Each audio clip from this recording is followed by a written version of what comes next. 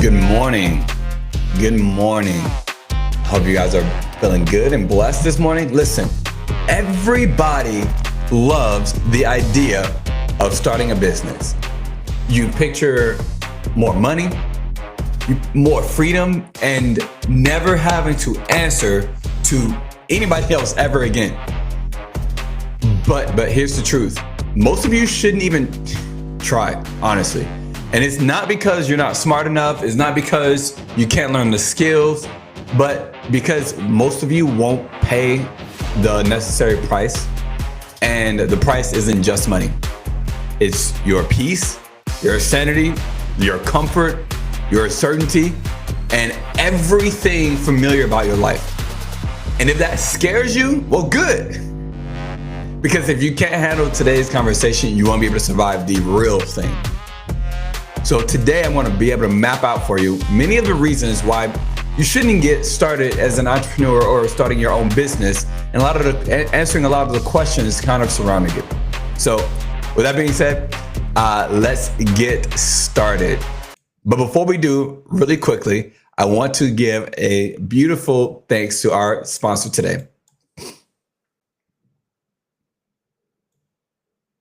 Amazing, beautiful partnership or sponsorship. I guess I wouldn't say that as a partnership. This is from Gamma AI. So I know AI, right? Everybody absolutely hates AI.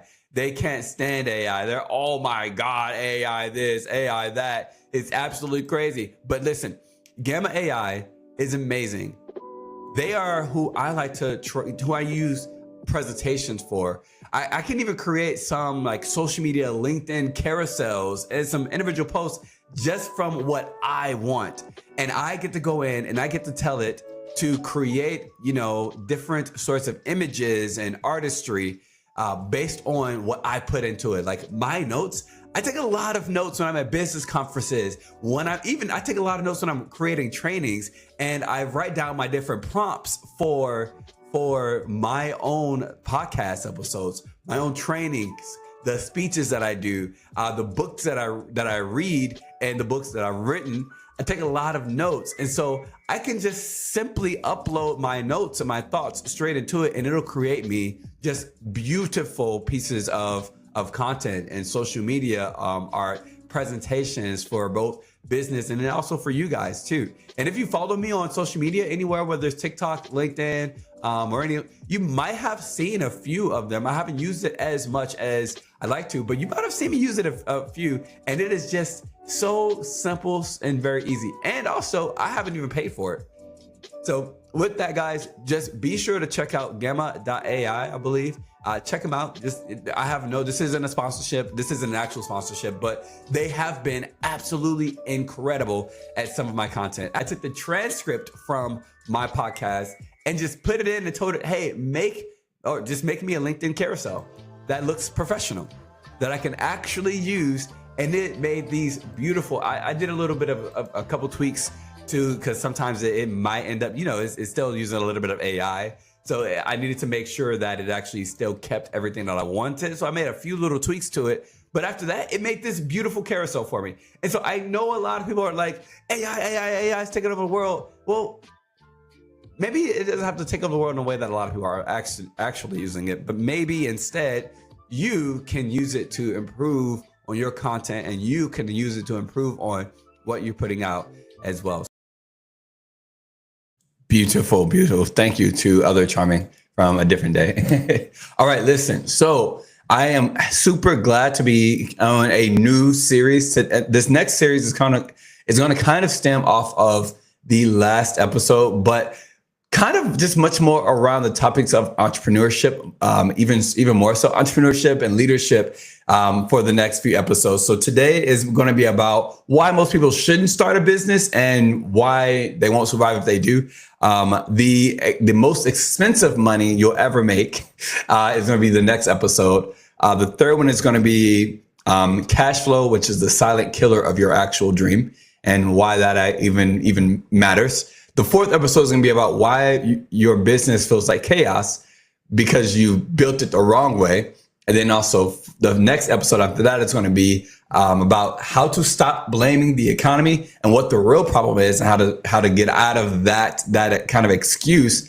And then the next one after that is going to be about why you can't find people who actually care about your business. And then the last piece in this series is going to be about how your mindset and will be your business plan every single time. So I am excited to be able to dive into those with you guys over the next few weeks. As we are we are just past the halfway point for this season. And so I'm very excited. Though these episodes should take us up to, or this series should take us about another 2.5 weeks. And then I'm kind of going to be gone a lot. So the schedule is going to kind of be a little bit rocky, as it has been like the last few weeks, as well, with me kind of doing a bunch of other things. So if you are already subscribed or following the channel, I appreciate you, because sometimes the podcast consistency gets a little bit hard with business, obviously, as you guys would know. But first off, I want to talk about what entrepreneurship is. Like, what is it actually? And it's defined by Google. I'm actually going to pull up my screen here. So it is defined by Google as the process of creating, developing, and managing a new business venture, often with the goal of making a profit. The process of creating, developing, and managing a new business venture, often with the goal of making a profit. It involves identifying opportunities, organizing resources, and taking on the risks associated with starting and running a business. Entrepreneurs are individuals who drive this process, bringing innovative ideas to life. I'm going to say right here, many people miss this part. Many people miss this part. And contributing to economic growth and societal change. I love that. Entrepreneurs are observant and see gaps in the market or unmet needs that can be addressed with a new product, service, or business model. Man, I think just Google AI's definition of this is so good, and it dives into so many pieces that I think so many people don't do. Right? It's not all about just making money, as we're going to talk about here. Developing a business, this involves creating a business plan. If you're an entrepreneur, have you made a business plan yet? Do you know what a business plan is? Securing funding. Yep. Building a team. Interesting. And establishing the new infrastructure. Taking risks involve inherent risks, including financial risk, market risk, and operational risk. There's so much in this, and I'm going to fully break this down with you guys too, and why you shouldn't, if you're not willing to do these things, or you're not doing these things and you don't know how to do these things. This involves overseeing daily operations, managing finances, making strategic decisions to ensure the business's success. Many entrepreneurs introduce innovative products or services or new ways of doing things, which can disrupt existing markets and lead to significant advances. Entrepreneurship is a key driver to economic growth, creating jobs, fostering competition, and contributing to overall prosperity. And beyond financial gains, entrepreneurship can also drive positive social change, addressing issues like poverty, healthcare, and environmental sustainability. Man, this is so jam-packed with so much stuff, to be honest with you. And if you have not looked at your business as blatant as this, I'm sure you're missing out on a lot. Because there's a lot there's so much that just dives into this, right? If we were to just talk specifically about identifying opportunities, all right, let's just talk specifically about identifying opportunities. Entrepreneurs are observant and see gaps in the market or unmet needs. Here's the thing. So whenever I'm coaching a lot of business owners, this is one of the things that they identify, because it might have been an issue for them, right? So whether you are a website designer, right, and you start your own business designing websites, you might have seen a specific need for a specific market or a specific group to have, a certain type of website design. And our finance business, right, I saw a specific need, right? Whenever I set out to start a business in finance, what actually happened was I wasn't even looking for specifically to start my own business, but mostly I knew that I was going to have to in some way, because what I wanted to do was I was going to have to do it independently, because I don't like to work for somebody else, and I don't want to be anybody else's boss. Whenever I started, I went searching on Indeed, and I was looking for careers in helping military and service members and veterans with finances and law and taxes and such. All right, that was a huge goal of mine. And so I searched military financial professionals and Indeed.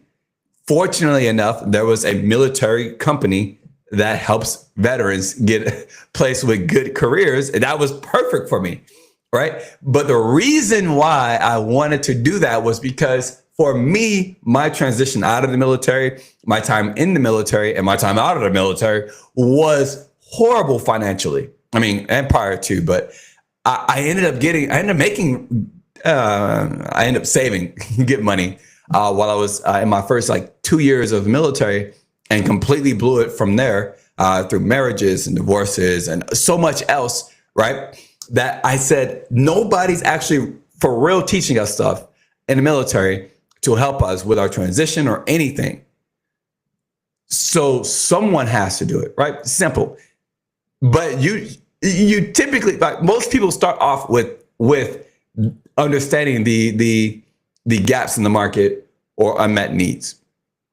But if you have not actually sat and thought about what is the unmet need that you are trying to fill, then you need to actually sit down and look at that, right? Whatever that is, whether before you start or at any point in your business. And I think it's very much worth going back to it over and over, right? That's what we talk about developing a business, right? Developing a business. This involves creating a business plan. I've created 4 different business plans during my time in business.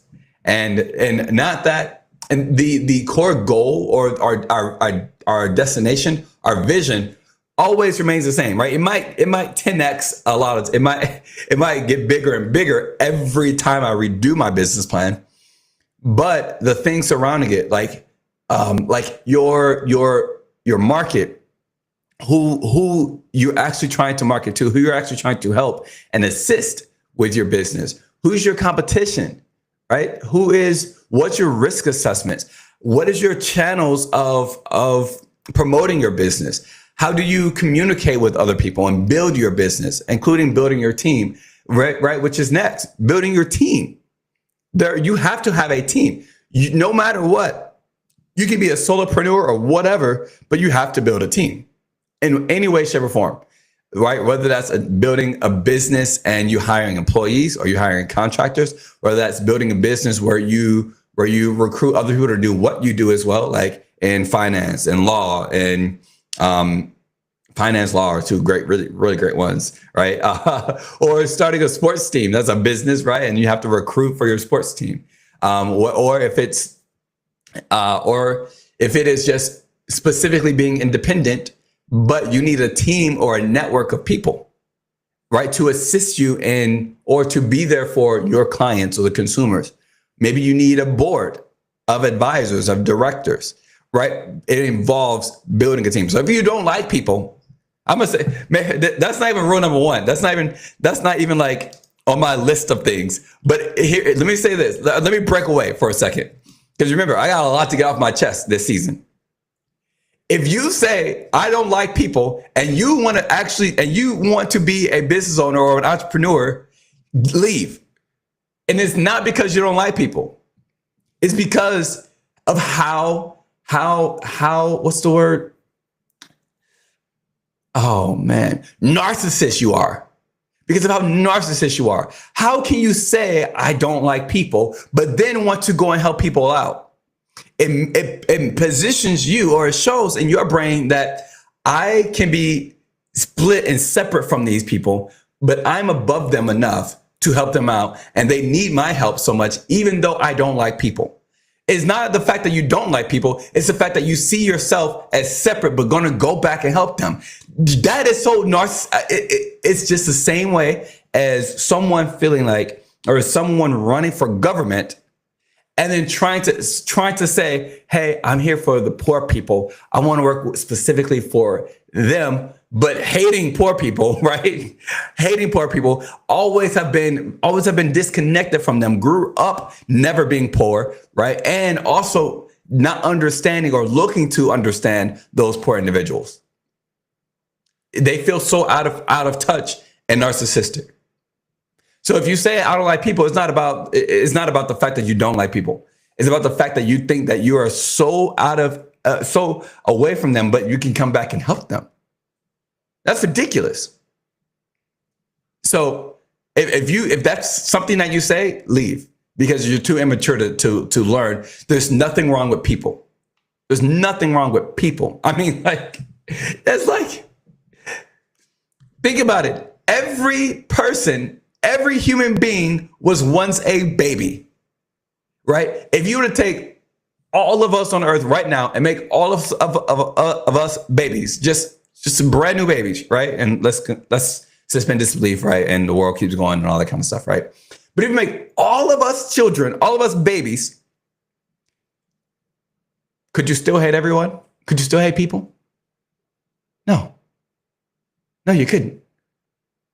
So if you have no ability to understand human intelligence, morality, or human understanding morality, and are intelligent enough, you're not going to be a good enough leader to be an entrepreneur, especially to then say, I don't like people.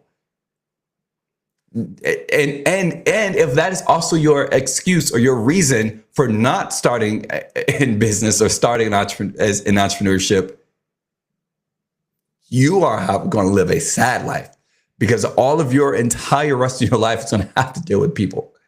So become mature, get off your high horse, and understand you're a person as well. And just as pure as your heart has been, every other person's heart has been just as pure. All right? Off my soapbox. Next, securing funding is a part of developing your business. Securing funding. So that means getting funding for your business. I think in some businesses where you don't necessarily need funding to start your business, I think a lot of people forget the fact that they can and should use funding to help build their business. Sometimes it takes money to build a business, right? If you can secure funding, right? If you can market yourself and sell your business idea, sell your business concept, or just access capital, it's going to help you with developing your business, period, in any industry. And establishing the necessary infrastructure. That's your processes. That's your operations. That's the structure of your home, of your business. Making sure that you've got everything in place, that you've got the things you need, that you're building it up the way that it needs to be built with the proper strategies and processes in place. Taking risks. Entrepreneurship involves inherent risks. That includes financial risks. We're going to talk about that today. Market risk. The market goes up and down, right? I'm not talking about the stock market. We're talking about your target audience, your market, the audience of people that you're going for, the economy as well, right? Obviously, starting a business, you have to market to other people, right? And so if you started a tissue business, hey, the market was up for you during COVID. But if you started a bakery and it didn't have DoorDash or anything like that during COVID, the market was down for you, right? So understanding the market, right? How do you market proof your business? How do you recession proof your business? How do you COVID proof, pandemic proof your business, right? So understanding those risks that are involved with it as well. And then also operational risk. Operational risk is essentially meaning like the operations of your business can go up and down as well. But in the real terms of that, operational risk means managing and dealing with people. Right? If you've got a team, if you've got a company or a business, if you if you got a team or employees or contractors, or if you deal with selling to clients or customers or things like that, you've got the operational risk of how everything is going to work, because people are fallible, right? So you got to deal with that all the time as well. You got to deal with that risk. All right, managing the business, overseeing daily operations. Daily. Keyword. Daily. And I'm going to be honest with you. If you are a business owner or an entrepreneur and daily you're not managing your business or overseeing your operations, daily, you're not a business owner. You don't own a business. You just got something. I'm going to be honest with you. Since I started a business, there has not been a day that I was not overseeing my business. There's not been a day. And so many people, they are comfortable with that. They're comfortable with not overseeing their business. There's a couple of days that go by where they just, I'm going to get to doing this or looking at that or learning for this or whatever the case in a couple of days. And when I talk about motivation or lack of motivation, they just don't have that level of ownership yet, right? They don't have that understanding of managing the business, right? Managing finances as well. It's a huge piece. If you don't understand that there has to be a finance team or some sort of financial professional that is dealing with the finances, right? The profits, the losses, understanding what's coming in, what's going out, your business ratios, things like that. If nobody is doing that for your business that you've hired or that you have to do it, it needs to be getting done. You need to understand what's coming in, how it's coming in, the best ways to get more of it come in, what's bleeding you to not get as much of it to come in, right? Or what's going out, what's bleeding it to go out, right? You need to understand all of that. Whenever I essentially ran my CEO's company back before I started in business and after the Marines, doing his P&Ls, because he didn't do it. He didn't do them himself. He had an HR. He had all these other people. He didn't do them himself. So whenever I took over as the operations officer for his entire company, and I started doing it, I was like, bro, here's the reason. Here's 7 reasons. I remember saying, here's 7 reasons why we're bleeding money. And here's 3 ways to literally like double our profits in the next 6 months. That's how you manage your business. You need to at least know your profits and your losses. At least. It's very simple. P&L reports. Easy. Or business ratios, numbers.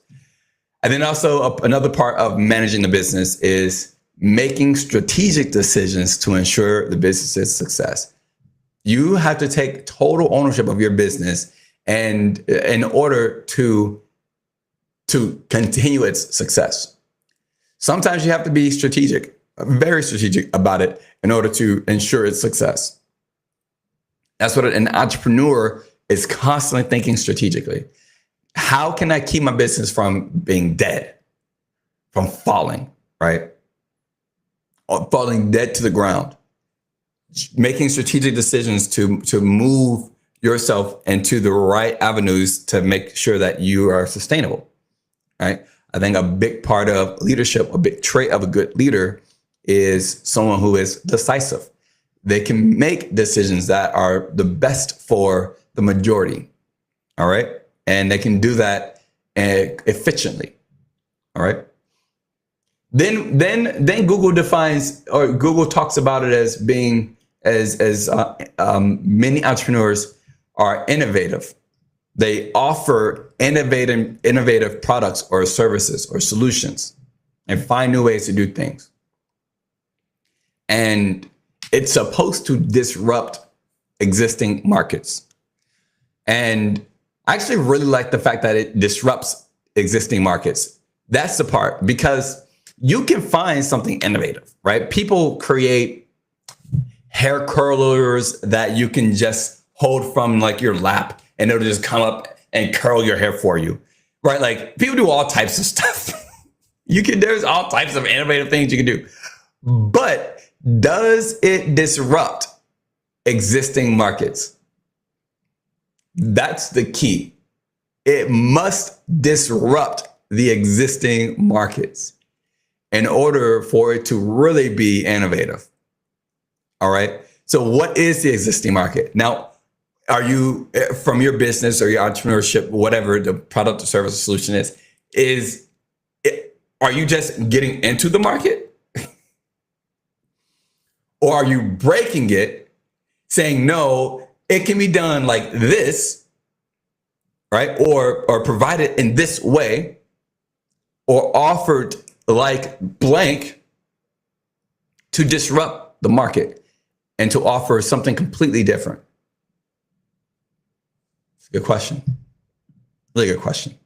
So it's just like entrepreneurs who are content creators.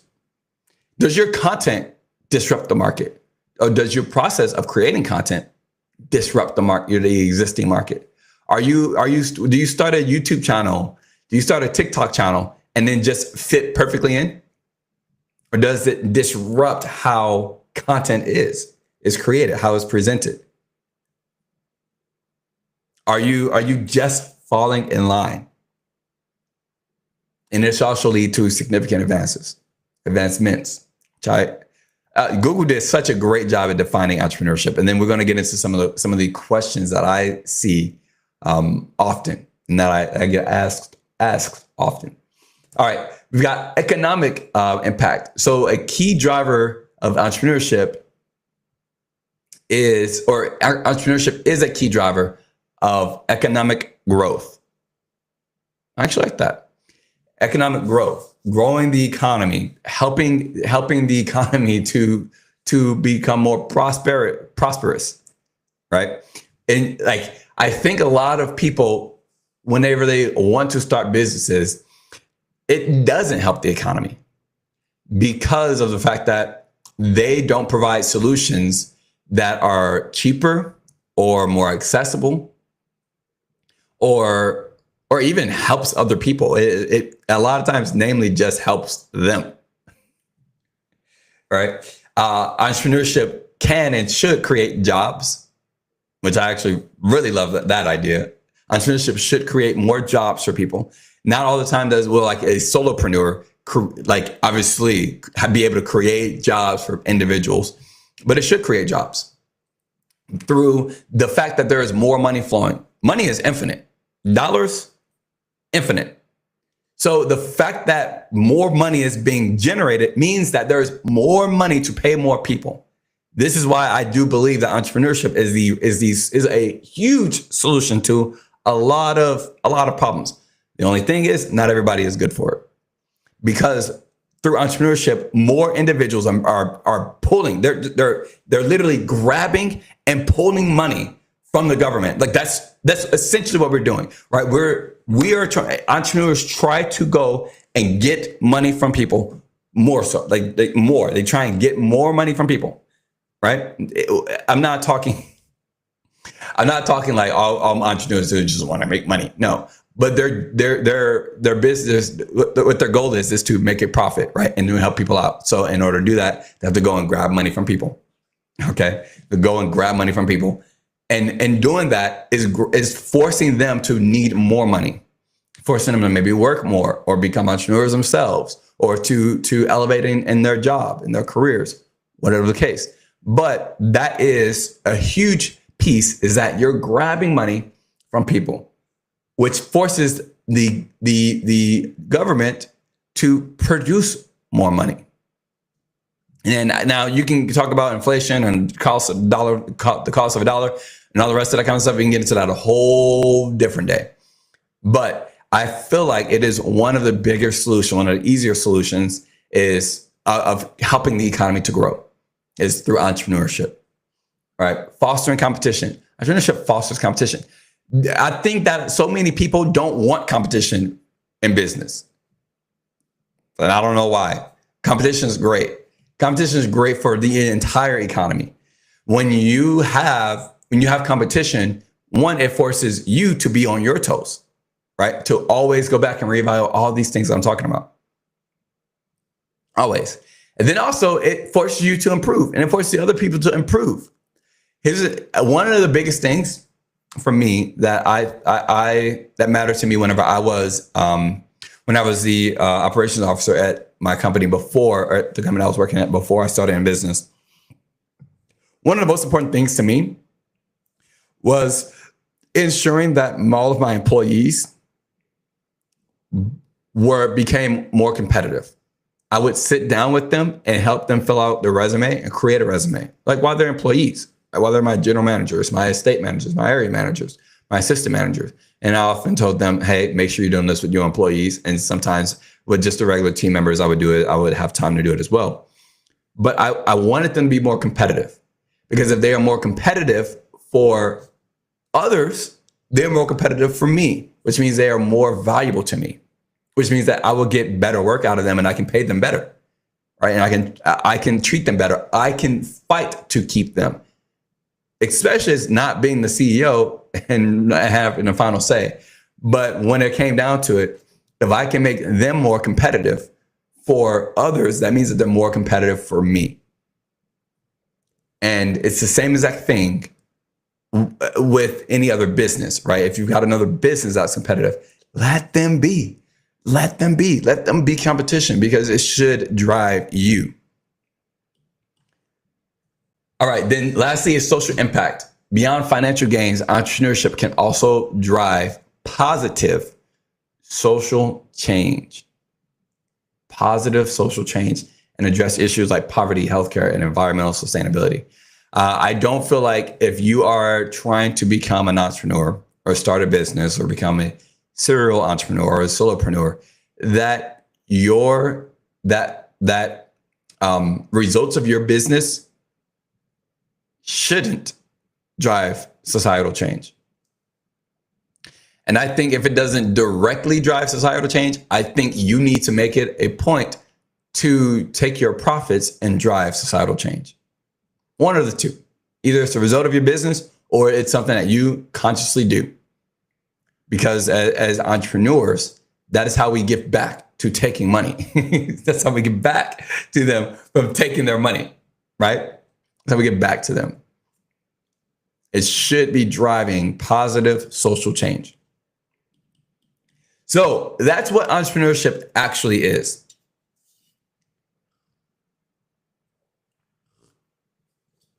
What do I think that most people think entrepreneurship is?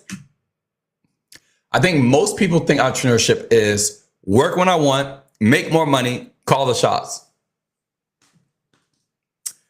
But in reality, it's work all the time at first, risk my own money, and deal with constant uncertainty. You never really call the shots in entrepreneurship. You never really call it. You don't call the shots at all. You don't, because there's so many things always happening around you that you have no control over. If I felt like I called all the shots in my business, then I think I would not be as successful. There's so many hidden variables that are actually calling the shots, right? Then let's start to talk about like your calendar. Your calendar is the one that calls your shots. Your calendar is, right? Work all the time at first. Work all the time at first. All the time. Work all the time. I've talked about the investment paradox, right? Where what you want, you have to sacrifice, right? If you want unlimited time, if you want to work whenever you want to, you have to sacrifice time, and you have to sacrifice when you work and how little you work. And you got to do all the time. You have to sacrifice it. So no, entrepreneurship is not that. And then make more money. No, entrepreneurship is risking your own money, is risking your own resources. risking your own resources, as we talked about before. So here's the thing. There's a huge difference between owning a business and owning a job, right? Owning a job, whether you are an employee or you're self-employed, okay? So if you own a job, if you're an employee, you are working at someone else's job, right? You're working at someone else's job. Like that's not your job. If it was your job, you wouldn't be able to get fired. Okay? So take that out of your head. You don't own that job. But second, owning a job, as meaning self-employed, this means that you own a job where you work and you have to work for your money. If you stop working, your income stops. You stop working, your income stops. So if you are starting a business and hold on, pause, rewind. If you say, I want to start a business, and then you start, and then you have to work in order to make all your money, you own a job, not a business. A business is a system of processes and people and or AI that is creating the income for you. So you are not a business owner if you do not have people running the processes and systems that generates income. So you pick. You're owning a job or you're starting a business. Owning a job or starting a business, you pick. Let me give an example. So in my finance agency, we have the ability to own our job or start a business. Super simple. You can own a job or you can start a business. Your job can be obviously financial planning and you can just help clients. Great. You own a job. If you stop helping clients, your income stops. Right? Or it slows down dramatically, but just not. I mean, you can get like all the rest of the override or the residuals and like all the extras and things like that, the renewals every year, things like that on their accounts and such. And then depending on like what other you get, there's like certain things like that. But right, your income goes from like 100% down to like 5%. It's what I'm saying. Or if you stop working, if you stop planning. So that's owning a job. Then you can own a business and build a business or build a team of individuals that can generate the income for you, right? Just like in any other business or any other firm, like, right? Obviously like a law firm. Imagine you've got the person who starts the law firm. They need other attorneys in order to help out the clients as well, right? And through that, they make their income. Same exact thing. So you can own a job or start a business, but you have to figure out which one you're going to do. You have to figure out which one you want. Now, you don't have to pick immediately, right? You can start at owning a job and then build a business, right? Later on, you can do that. But either way, both of them, you're going to work all the time at first. You're going to risk your own money and you're going to have to deal with constant uncertainty. It's just that different ones come with additional risks. Like owning a business, you've got people. You have to constantly put time into your business. If you don't want to build a team, if you don't want to have to hire people or recruit people, you don't need to be an entrepreneur. You don't need to be a business owner. If you don't want to help out clients, if you don't want to serve people, if you don't want to take care of them, you don't need to own a job. If you don't want to work if you don't want to work all the time, if you don't want your phone to be on all the time, you shouldn't become an entrepreneur. If you don't want to risk your own money, right? If you got so little money already and you're like, well, I want to start a business because I can make a lot more money. Okay, well, how about all of the negative money you're going to have at first? How about all the money that you're going to just spend in order to start your business? Are you willing to do that? Yeah, I'm willing to do that. Okay, are you willing to now not make a profit for the next 2 years? What? Yeah, what happens if you don't make a profit for 5 years? Are you ready to deal with that? If your answer is no, you shouldn't be an entrepreneur. Are you ready to deal with the uncertainty of not making a paycheck? Are you ready to deal with the uncertainty of people not actually buying what you want? If the answer to that is no, you shouldn't be an entrepreneur. If the answer to any of those things is no, you shouldn't be an entrepreneur. If you don't want to own a business or actually work all the time, right? Because at least owning a business, you get to the point much sooner of not having to work all the time, right? Because you've got a team, you've got employees, you got contractors, right? At least in that realm, you end up not having to work all the time. You got to do a lot of extra work because not only do you need to be owning your job, right, helping clients, but also building a team and also training those processes, right? You got to do all those if you decide to own a business. It takes a lot more, but the fact that you're doing all of that means that you're going to get that time freedom much sooner. But if you're not willing to do what it takes to build a team, build an agency, build a business, build a firm, build a company, whatever, or help out people, don't do it. Most people who do start, they realize I hate having to look for people to start in business with me. I hate having to look for clients. I hate having to. If you don't want to do that, don't even start. No point, because all you're going to do is waste a lot of time, money, and resources. Here's a question I get. Why do most people fail before they even get started? Because that's something I believe. People fail before they even get started.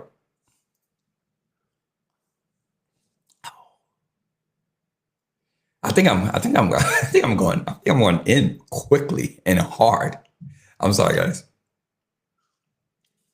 I won't yell at you so much. Why do most people fail before they even get started? Charming. How do most people fail before they even get started?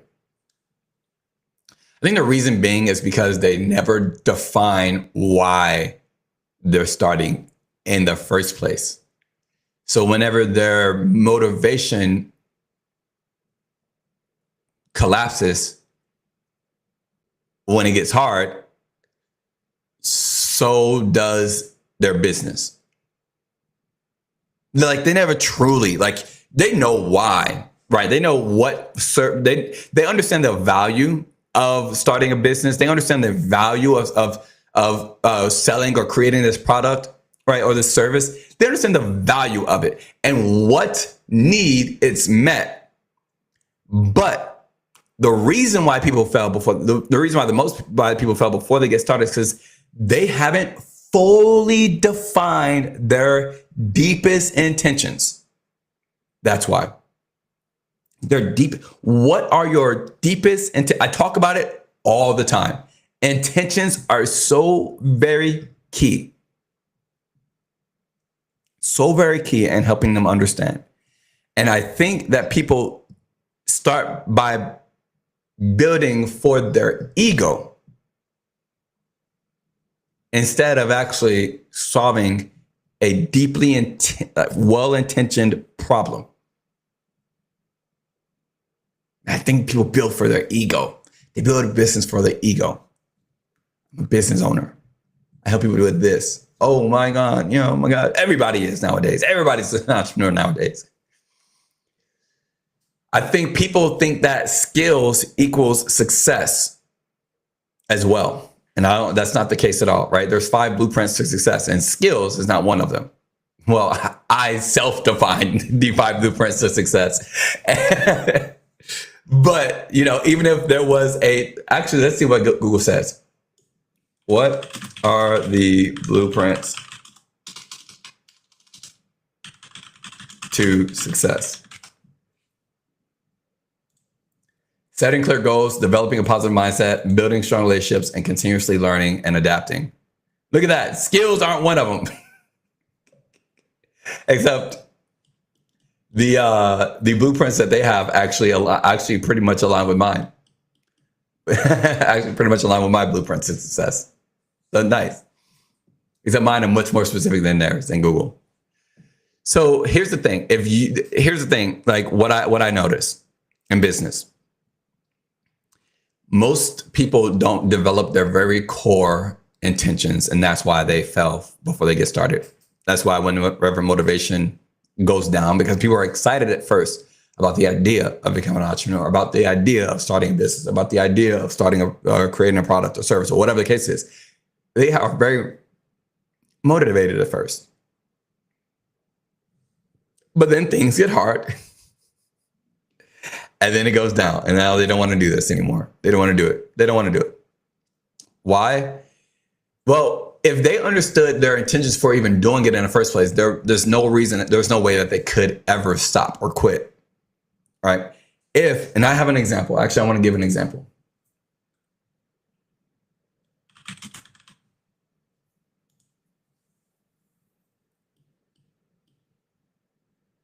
I've got a podcast episode where I dived deep into how to not sell. No, I've got a blog where I dive deep into how not to sell out your business, how to grow your business without selling out. And in there, I talk about many things, but one of those are your intentions. Knowing the why behind the why. Knowing the why behind the why. So I've got 3 intention questions that you need to know, and then I'm gonna talk about it here shortly, really quickly, because you guys can definitely read the blog. My 3 intention questions are: what are your intentions? So what are your intentions for becoming an entrepreneur? Why are those your intentions? And then, is entrepreneurship or whatever process is or whatever paths, right? Is this the right place, avenue, platform, business, idea, path, whatever, for those intentions to play out? All right. But these questions are going to help guide you, so that way anything you do, you understand so deeply, and it challenges you to identify actually why you're doing whatever you're doing. They're going to keep you on the right path and help you shut out all the extra noise and fluff that doesn't align with your goals, your values, your principles, your path, your business plan. And whenever you're asking these questions, you have to pull back the layers for each question over and over. Don't just come up with one answer for that question, right? Or one reason for each question. You have to ask yourself, but why is that, right? So on the question of what are your intentions? Well, my intention for starting a business is to help out, underprivileged minority families to have more hair care products that are affordable for them and that work best for them. Okay, but why are those your intentions? Why is that? Why is that the intention? Why do you want to do that? Why do you want to help them? For what reason? Why do you want to create this product? Right? As you continue to dive deeper into that, you continue to pull back the layers to figure out, well, what are your actual intentions? Are your actual intentions to provide more economic opportunities for minorities? Right? And then why are those your intentions? And then you pull back the layers on that. Why? Okay, well, why? Okay, well, why is that? Well, why do you have to be the one? Okay, well, why this? Why that? Continue to pull back the layers. Continue to pull back the layers. All right. So again, you can read the blog. That is How to Grow Your Business Without Selling Out. You can either find it on YouTube or you can find it on LinkedIn, you can find it on my website or you can find it on LinkedIn, reforgehq.com, and just look for the blog. You'll be able to find it there.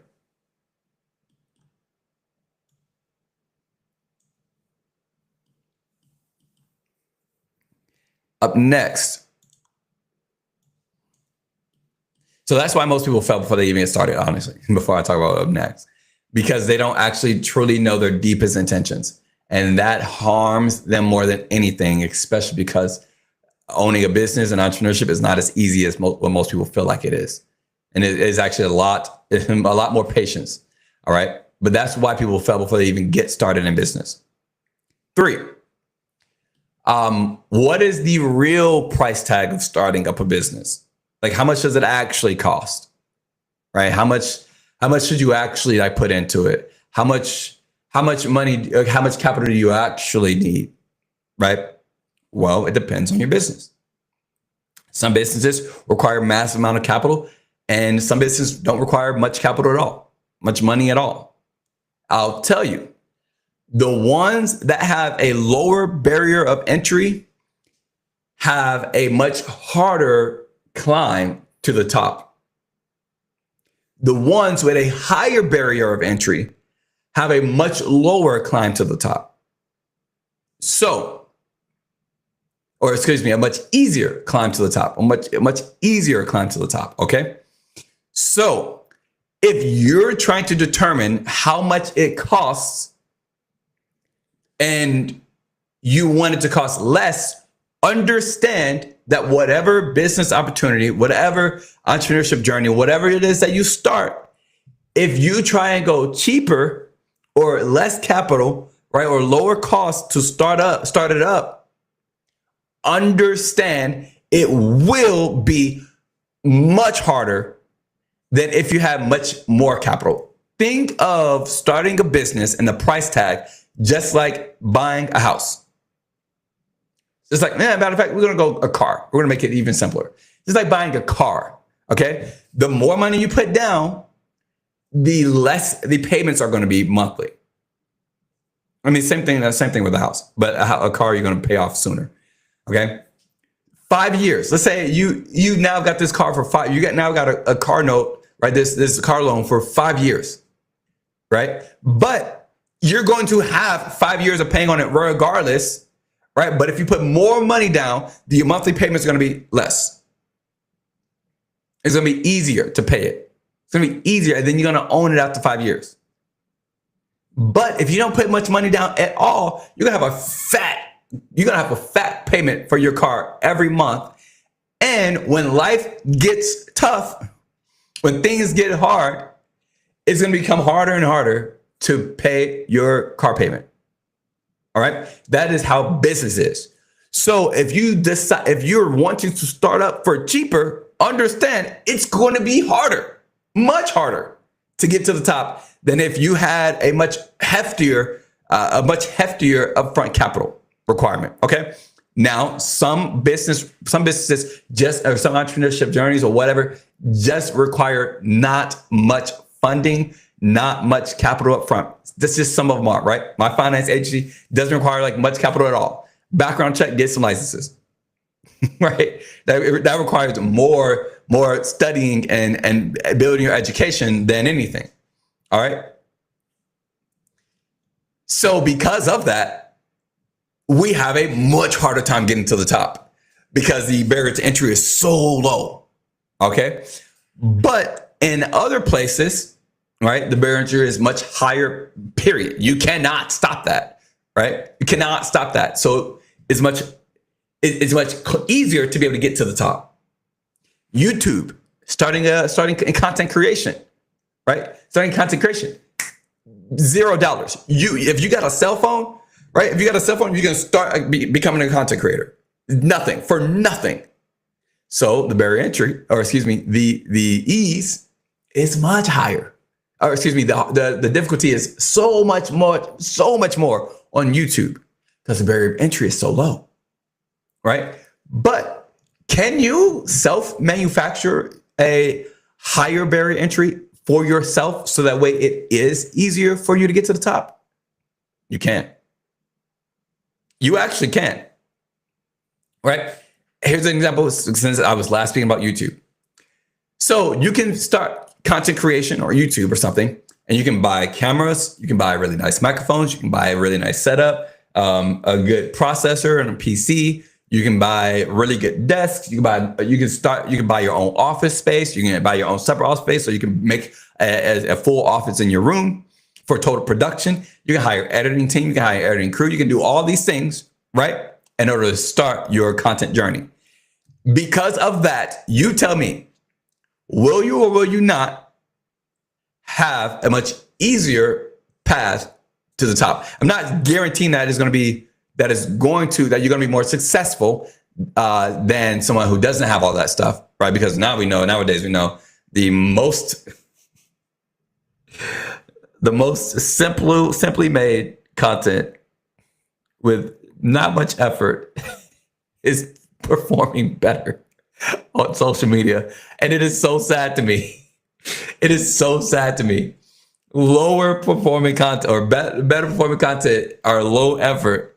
If you go to TikTok and ask anybody what's the best way to go viral and to blow up, they're going to say, put no effort into your videos. I've seen that so much being on TikTok over the last few years. Low effort videos don't give much effort. That's what actually makes it's crazy. But let's just say still, if you decided to do all that stuff, you have a much clearer and open and easier path to the top than somebody who does not have all that stuff, because you can have full on production. You have all the rest of those things, right? It's the same thing in business. And it's the same thing in, like, again, I gave the same thing in any business. If you manufacture your own higher barrier to entry, right? Your own upfront capital, then it makes it easier to get to the top. All right. And sometimes that can come from your background, right? Or what you've already built as well. As an example, let's say that you already are, let's say you already built a business before, and maybe you've got 100 employees, but now you're like, I want to build a different business and leave this business. You've built a business over the course of the last, let's say 10, 20 years. And now you want to start this new business.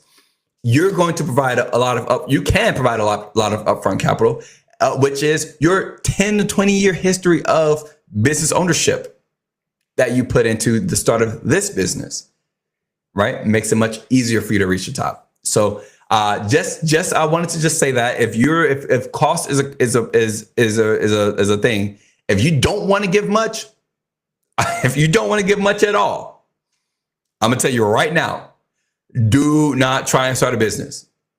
Because if you try and shortcut or cheapen the upfront cost, it's going to be much harder for you. Period. It will be much harder for you. And then you have to do a lot of skill building, a lot of talent building, a lot of talent acquisition, all these kind of things. It's going to be much harder because your barrier to entry is so low. Anybody can come and do that. All right, let's talk about some of the other price tags. Stability. You're going to lose stability, right? So I'm not saying that anybody should just quit their full-time day jobs and go and start an entrepreneurship or start a business. No, and actually, I highly recommend that you start one that you can start part-time or super passively, right? Fortunate enough for me, like YouTube, my finance agency, and like blogging and podcasting was super part-time stuff that I could do to start off with until one of or some of my businesses got good enough or big enough to where I was making enough passive income, which now my finance agency has done that. So now I can be able to do this all day, do content all day. I've got this content business. I've got my gaming content business, right? So I lost stability for a while. I didn't have predictable schedules as well. I had to make my own schedules, and then things change all the time because you got to deal with people all the time. All right, so you lose stability. If you hate stability, if you hate not being in control and not having control and not having security, or stability is different than security. If you hate that, then don't become a business owner. Don't start. That is an actual price tag. Is unstable, not steady paychecks and unpredictable schedules. Period. Even if you plan your schedule to the minute, guess what? Still unpredictable.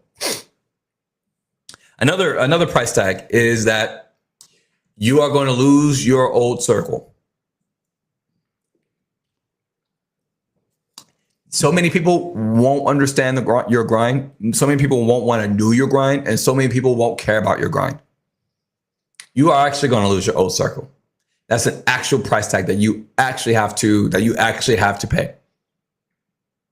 And if you're not willing to pay that, if you're not willing to lose the people around you, and for new people, don't start. If you don't, like, I said, even if you build a team, sometimes it doesn't have to be people that work for you or that work with you. It could be people that you network and communicate with, right? I'm going to say this.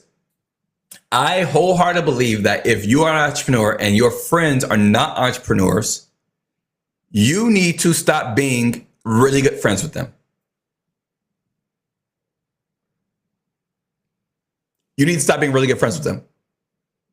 I mean, now I'm not telling you that, like, I'm not telling that you need to stop. Like, hey, we're not friends anymore. Like, I'm doing this, I'm doing my business, or I'm starting this or whatever. No. You need to stop being really good friends with them and choose other people to be really good friends with that do understand what you're doing and what you're going through, and who are in that as well, and who are also above you. That way you can try and learn from them and grow with them. Okay? Or people that are in your business, right? or that are in your going to be in your new circle. You can still stay friends with other people. I'm not telling you not to. But what I am telling you is if you keep them closer to you than other entrepreneurs and business owners, you are going to fail. And if you are not willing to if you're not willing to have a completely new circle of people that you talk to and communicate with all the time, if you're not willing to find new people that you talk to and hang out with all the time about whatever, don't start. I see in business so much. People start in business and they isolate themselves from other business owners. Why? Go find other business owners to hang out with, and they should become your best friends. And you spend more time with them than you do your old circle if they are not going down the same grind, on the same path as you. My friend group right now, if you look through my last 100 text messages, 100 messages are pretty much almost all people who I am either in business with or who are my clients. And then my family is pinned because I don't want my family group chat to get lost in the sea of messages of my actual friends. And then when we go back and we look at my friendships with other people, it's a ghost town. Now we're friends, so it doesn't matter at any point in time. We can go back to each other and we're still friends. We still love each other, right? We still care about each other. I'm not telling you to hate them, but I am telling you that is very necessary in order for you to be successful, period. It's necessary. If you don't believe me, just go and start and then isolate yourself from other entrepreneurs and business owners. Don't become best friends with them and watch how quickly your business fails. If you,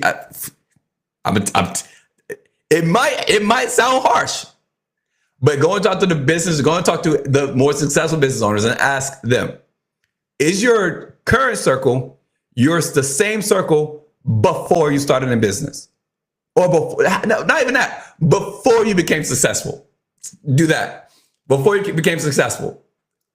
Because there's a fine line, or there's a very clear line where success filters out the people who just don't understand and won't get your grind. And the longer you hold on to that, the longer you just stay on the other side of success. I promise you. Go. Yes. Another price you're going to pay is that you're going to lose your right of comfort. Your time is no longer yours. Your comfortability is no longer yours. If you're not willing to pay the price of being uncomfortable all the time in everything you do, your time is no longer yours. Your time is to your business. All right. So let's say that you start a business in sales, right? Your time is no longer yours. Your time is to your business, to your sales business. Meaning that if you've got 2 hours of extra time, oh man, I got 2 hours. That's perfect. That's what I'm going to do. I'm going to go chill. That's not your time. That's not your time. You need to go prospect for clients. You cannot be comfortable. You lose your right to comfort. You don't have a right to comfort when you start a business. So if you enjoy being comfortable and you like the fact that you have that right, that you actually own your own time, that your time is devoted to you, don't start in business. Another price tag is the fact that you might lose money at first, and you gotta just deal with it without quitting. You're gonna lose a lot of money. I'm gonna be honest with you. In any business, to be honest with you, you're gonna lose a lot of money at first. Period. You just gotta stomach it. Oh well. Now, who do I think shouldn't start a business? What kind of people shouldn't start a business? Well, outside of all the things I've said thus far, who shouldn't start a business? So I got a couple notes that I took. People who cannot make decisions under pressure without constant reassurance. So one of the things I cannot stand is getting asked for permission to do things. I started in business because I hated being people's bosses, right? A lot of people start in business because they don't want a boss. I hated being other people's bosses. Absolutely hated it, period. So starting a business, I'm fully independent. Other business owners are fully independent. They do what they want. Like the team that I've built, my agency, they're even all independent. They don't work for me. They're all independent, right? So I hate getting asked for permission to do things. Make the decision and do it, period. So if you suck at that, or if you need constant reassurance that you're doing the right things, you should not start a business, because you're never going to get reassurance. You're not going to get it from people. You're not going to get it from your clients. You're not going to get it from your business partners. You're not going to get it from your leaders and your mentors. You're not going to get it from the market, right? You're not going to get constant reassurance. The constant reassurance that you're going to get is the fact that you're successful. How do you know that you're successful? Well, you define that at some point. And then from there, your reassurance is, oh, I'm still successful. Okay. Your constant reassurance is your profit and loss reports. Oh, okay. I'm still profiting, still making money. Your constant reassurance is, oh, let me go ahead and do my business ratios. Yeah, I've got a lot of greens. I'm in a green a lot. Yeah, that's your constant reassurance. But if you, other than that, if you cannot make decisions under pressure without constant reassurance, do not start you shouldn't start a business. You should not. Period. If being under so much stress because of so many things, and then you're trying to make a decision and you need somebody else to say, no, that's good, go ahead. You shouldn't. You need to be fully and totally independent and have full ownership and accountability of your business. Period. Another note I got. If you need to feel ready before you do something, you shouldn't start a business. If you're one of those kind of people who I need to feel good. I need to feel right, like this is the right move. I need to feel ready. I need to get ready. If you are always getting ready, you're never going to be ready. You cannot be ready if you're always getting ready. So what is the point of which you're not getting ready? So if you're one of those kind of people who need to feel ready before you act, don't start a business. It's just as simple as that. You're like, okay, well, first I need to make sure I have this. Okay, wait, now I need this before I do this. Okay, what if I need to acquire this first? No. If you need to do that before you act, no. If you need to feel like I'm not good enough, I'm still new at this. I haven't learned this just yet. I haven't done.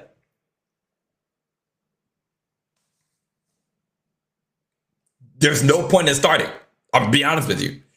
If you need to feel like you are more knowledgeable on how to prospect before you go and start prospecting, if you're in sales, don't start. If you feel like you need to know more about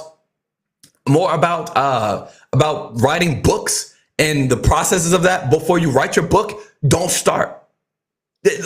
Don't. No point. I get tired of hearing people say, well, I'm still new. I've got three podcast episodes on the I'm still new BS. I got 3 of them this season alone, which again, this season is the whole theme of I got a lot to get off my chest. I got 3 episodes of that just in this season alone. Don't start. Do not start. You're going to have a horrible time, and you're going to spend so much money and resources trying to get ready that you're never going to just act. All right, next. If you value comfort over progress, don't start a business. If comfort matters more to you than progress, don't start a business. If you're like, well, essentially, this feels, I don't want to do this just yet. I don't want to do this right now, but it's going to progress your business. Don't start. That's where a lot of people fail, because they like to maintain their comfort and their stability, and they like this certain steadiness, or they slip right into comfort. Like when you wake up at like 8 a.m. and you're like, I don't have to really do anything till 10. I'm gonna go back to sleep. Don't start. Get out. Leave. Quit. Quit now. Quit now. because waking up 2 hours early would help and progress your business. So if you value that more over actually progressing, get out. Don't start a business. All right. And another one. If it hurts you, if you fall apart, if you crumble like a cookie when things don't go as planned, don't start a business. Don't. Like that. One of the things that business cannot teach you is to not crumble. What it can teach you is that things will not go to plan and that you'll be okay. That's what business will teach you. Things cannot go as planned, but you'll be okay and your business will be okay. But it cannot teach you how not to crumble and how not to fall apart. It cannot teach you that, right? Rejection is a huge, if you cannot handle rejection, no. If you cannot handle people making you a promise and then they go back on that promise, don't. If you cannot handle those things, don't. Again, business will teach you that things will be okay after things don't go to plan, but business cannot teach you not to crumble. So if you're starting in business and you're expecting, okay, I know I need a lot of reassurance. I know that I need to feel ready to act. I know that I prefer comfort sometimes to progression. And then I know that I don't take well when things don't go to plan and I fall apart. If that is you, business will not teach you those things, but it will teach you that you don't need reassurance if you look at the right metrics. If you just continue to pursue looking at you giving your own self assurance. Business will teach you that when you act, there's progress, there's results. Business will teach you that progression is what you should be looking forward to, not success and not comfort. And business will teach you that after things don't go as planned, you will be okay. That's what it'll teach you, but it won't teach you how to do the rest of those. So if you are any of those other 4 people and you're not willing to change it immediately or willing to figure it out or read books in order to figure it out yourself, don't start a business. And then another question is, the last big question, we're going to get out of here. Last big question that I see a lot, either when talking to people, when coaching people, whatever the case is who actually survives entrepreneurship and business. And when I was sitting down looking at, who I think survives most, I think it's people willing to burn who they once were, burning their old selves. I think it's people who see failure as feedback. People who constantly understand that, well, I failed, so now that means I just learned what not to do or how not to do something.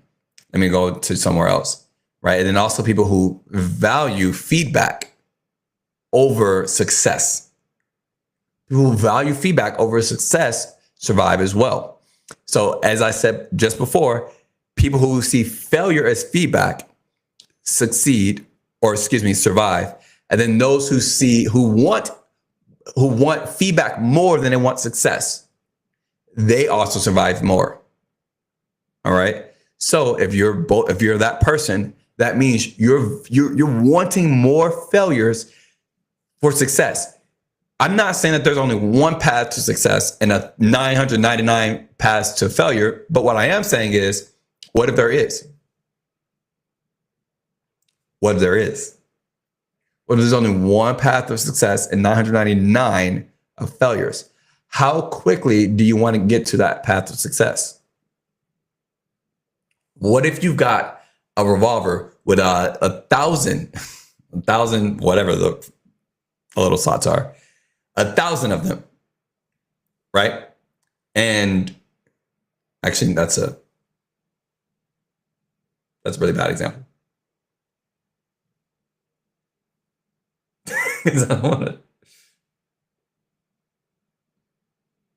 How about this? You're in Vegas gambling, right? And a fortune teller said that you respect and believe, right? Says you will win. You've got a 1 out of 1,000 chance of winning, and you will win in those probabilities. period. And when you win, you're going to make $1 billion. You will win 1 out of 1,000 times that when you go and you bet on black or the roulette table. How quickly are you going to, one, get to that table? And two, how long are you going to stay there? And keep going and keep going, right? Because it could be the 1,000th, it could be the 1,000th bet, or it could be 520, or it could be 4.